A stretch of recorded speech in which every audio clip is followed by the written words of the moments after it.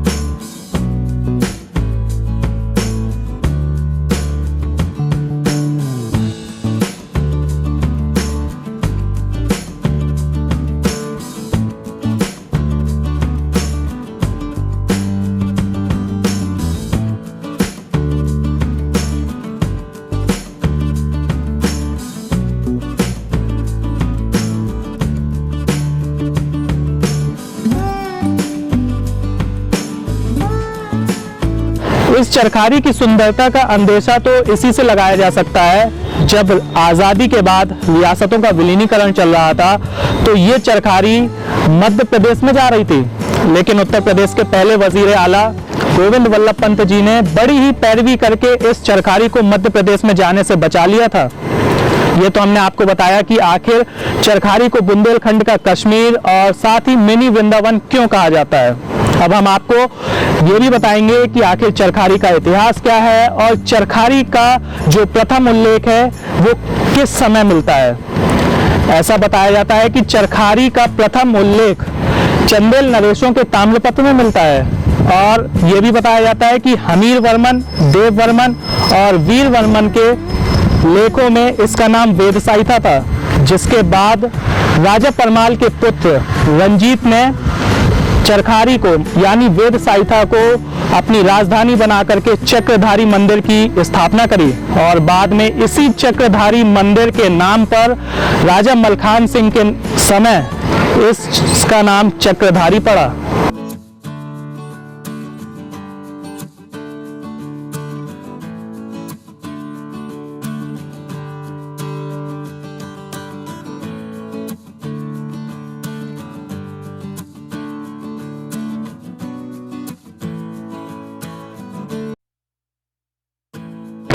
चरखारी का प्रथम उल्लेख चंदेल नरेशों के ताम्रपत्र में मिलता है, और ऐसा बताया जाता है कि हमीर वर्मन, देव वर्मन और वीर वर्मन के लेखों में इसका नाम वेदसाइथा था, जिसके बाद राजा परमाल के पुत्र रंजीत के समय रंजीत ने इस वेदसाइथा को अपनी राजधानी बनाया और चक्रधारी मंदिर की स्थापना की।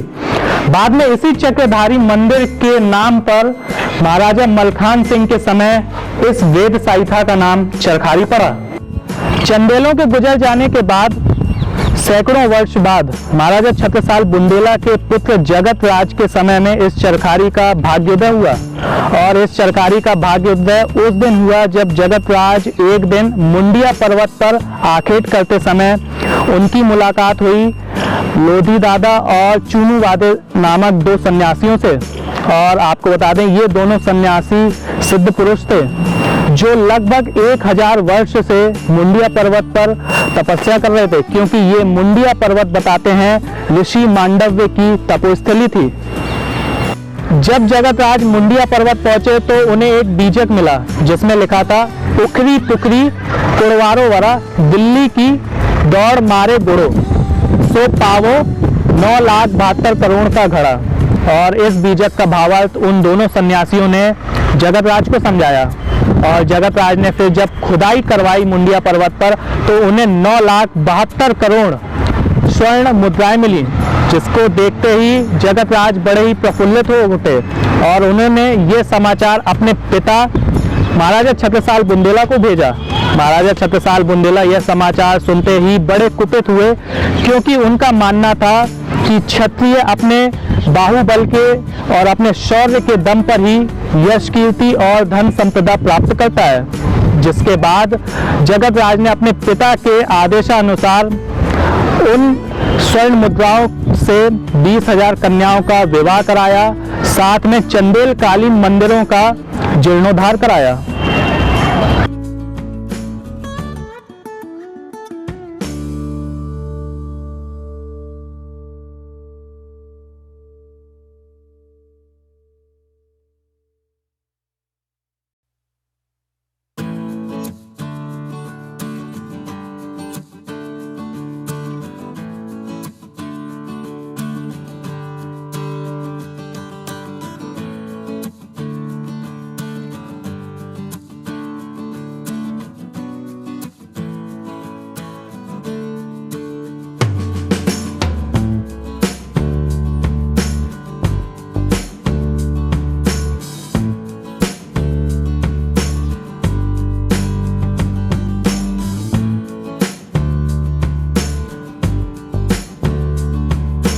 अब यहाँ सवाल ये भी आता है कि आखिर चरखारी के किले का नाम मंगलगढ़ किला कैसे पड़ा। तो हम आपको बता दें कि इतिहासकारों का ऐसा मानना है कि माता लक्ष्मी ने स्वयं एक दिन जगतराज को स्वप्न दिया और स्वप्न में कहा कि मुंडिया पर्वत एक सिद्ध स्थल है और मंगलवार के दिन से इस पर्वत पर किले का निर्माण कार्य शुरू करवाया जाए।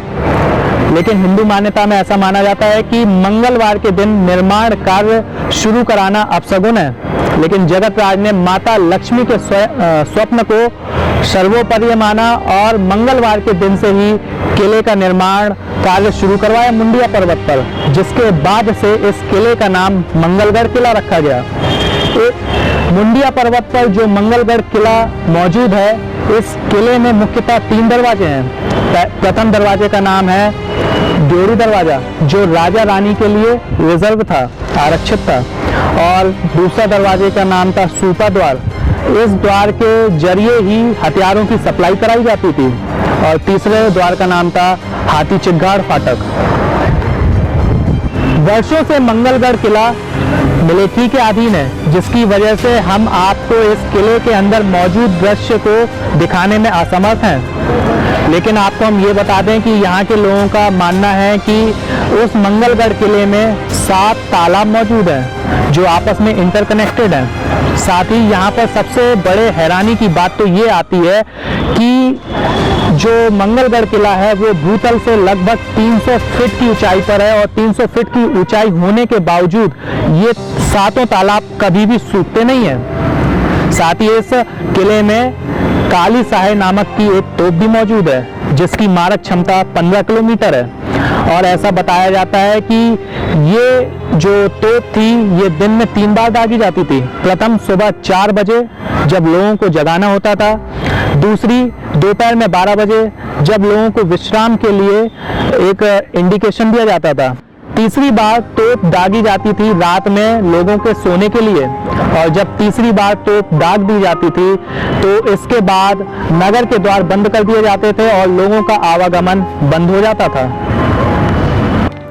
मान्यता के अनुसार एक दिन स्वयं लक्ष्मी जी ने महाराज जगतराज, जो कि महाराज छत्रसाल के पुत्र थे, को स्वप्न दिया कि मुंडिया पर्वत एक अत्यंत सिद्ध पर्वत है और आप उस पर्वत पर मंगलवार के दिन किले का निर्माण शुरू कराइए। जबकि हिंदू मान्यता के अनुसार मंगलवार को किसी भी प्रकार का निर्माण कार्य कराया जाना वर्जित होता है, किंतु लक्ष्मी जी के स्वप्न में दिए गए आदेश के अनुसार जगतराज जी ने उस किले का निर्माण मंगलवार को शुरू कराया।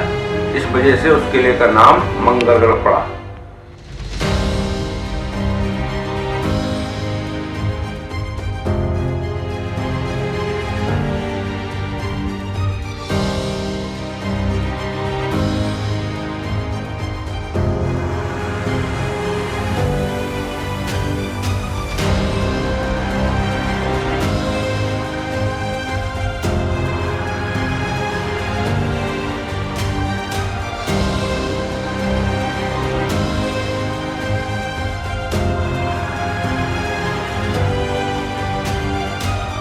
चरखारी को बुंदेलखंड का कश्मीर इसलिए भी कहा जाता है क्योंकि यहाँ के राजमहल के चारों तरफ नीलकमल और पक्षियों के कलरव की गूंज, एक दूसरे से आंतरिक रूप में जुड़े यहाँ के तालाब और चरखारी को आशीर्वाद के चक्रव्यूह में लपेटे कृष्ण के 108 मंदिर हैं, जिसमें सुदामापुरी का गोपाल बिहारी मंदिर, रायनपुर का गुमान बिहारी मंदिर, मांडव्य ऋषि की गुफा और समीप ही बुंदेला राजाओं का आखेट स्थल, टोला तालाब, ये सब मिलकर वाकई में चरखारी को बुंदेलखंड के कश्मीर का आभास देता है।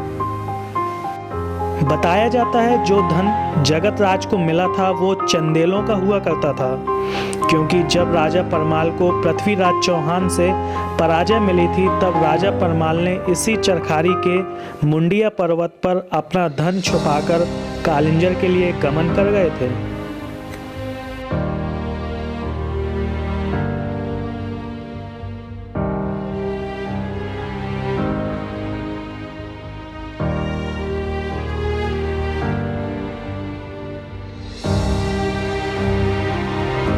ये तो हमने अभी आपको बताया कि आखिर चरखारी को बुंदेलखंड का कश्मीर, साथ ही चरखारी को मिनी वृंदावन, और ये भी बताया हमने आपको कि चरखारी का इतिहास क्या है, चरखारी का जो उल्लेख है कब से मिलता। अब हम आपको अपने नेक्स्ट एपिसोड में बताएंगे कि आखिर चरखारी में गोवर्धन जी महाराज की हर वर्ष कार्तिक के महीने में झांकी क्यों निकाली जाती है। तब तक के लिए आप स्वस्थ रहें, सुरक्षित रहें, और भी खबरों के लिए आप जुड़े रहें हमारे चैनल महोबा न्यूज़ बुंदेलखंड के साथ। कैमरामैन आशीष अग्निहोत्री के साथ हिमांशु चंद्र।